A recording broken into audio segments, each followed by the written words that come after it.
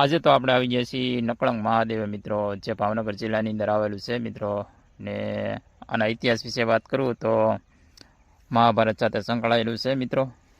તો જ્યારે કૌરવ અને પાંડવો વિશે યુદ્ધ કરવામાં આવ્યું મિત્રો, ત્યારે પાંડવો વિજય થઈને તેના પાપનો નાશ કરવા માટે શ્રી કૃષ્ણ ભગવાન પાસે ગયા.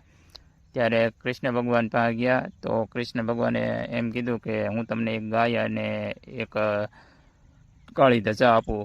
જ્યાં મિત્રો આ ધજા સફેદ થઈ જશે ત્યાં તમારા પાપનો નાશ થશે મિત્રો. તો મિત્રો સમગ્ર ગુજરાતની અંદર કે સમગ્ર ભારતની અંદર મિત્રો ભ્રમણા કરતાં કરતાં મિત્રો ભાવનગર જિલ્લાની અંદર આવેલું કોળિયા ગામના દરિયા કિનારે મિત્રો આવ્યા. ત્યારે આ ધોળી ધજા કાળી ધજા છે મિત્રો, એ ધોળી થઈ ગઈ ને ત્યાં પાંડવોનો પાપનો નાશ થયો મિત્રો. અને એક એક શિવલિંગ થઈને મિત્રો 5 શિવલિંગ થઈ મિત્રો. એમ 5 પાંડવોને દર્શન આપ્યા મિત્રો ભોળાનાથે.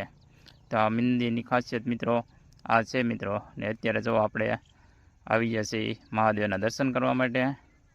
ને મિત્રો વિડીયોની અંદર પહેલી વાર આવ્યો હોય તો લાઇક શેર અને સબસ્ક્રાઈબ કરતા હતો મિત્રો. તો 5 જ્યોતિર્લિંગના દર્શન કરાવીશ મિત્રો તમને હું. તો આપણે અત્યારે પાણીમાં આવી ગયા છીએ. જો અત્યારે પાણીમાં ઊભા છીએ ને આપણે જવાનું છે સામે મિત્રો. 3 કિલોમીટર મિત્રો અંદર આવેલું છે આ મંદિર. જો આપણે સામેથી હાલીને એટલે આપણે હાલી ગયા છીએ મિત્રો. 3 કિલોમીટર હાલવું પડે મિત્રો અહીંયા અંદર. તો 5 શિવલિંગ છે મિત્રો. તમને લોકોને હું દર્શન કરાવી તો વિડીયોની અંદર કન્ટિન્યુ બન્યા રહેજો મિત્રો. ને લાઇક શેર અને સબસ્ક્રાઈબ કરતા તો મિત્રો. ને આનો ફૂલ બ્લોગ જોવો હોય તો મિત્રો આપણી યુટ્યુબ ચેનલની અંદર આવી ગયો છે આનો ફૂલ બ્લોગ. તો બધાય જોઈ લેજો મિત્રો. ને 5 જ્યોતિર્લિંગના દર્શન કરી લેજો બધાય. તો ચાલો હવે જઈ દર્શન કરવા માટે. હર હર મહાદેવ.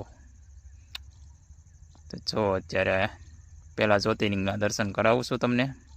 તો આ છે મિત્રો પહેલાં જ્યોતિર્લિંગ. આ છે બીજી. 2 જ્યોતિર્લિંગના દર્શન થઈ ગયા મિત્રો. હવે આપણે ત્રીજી જ્યોતિર્લિંગ પાસે જવાનું છે.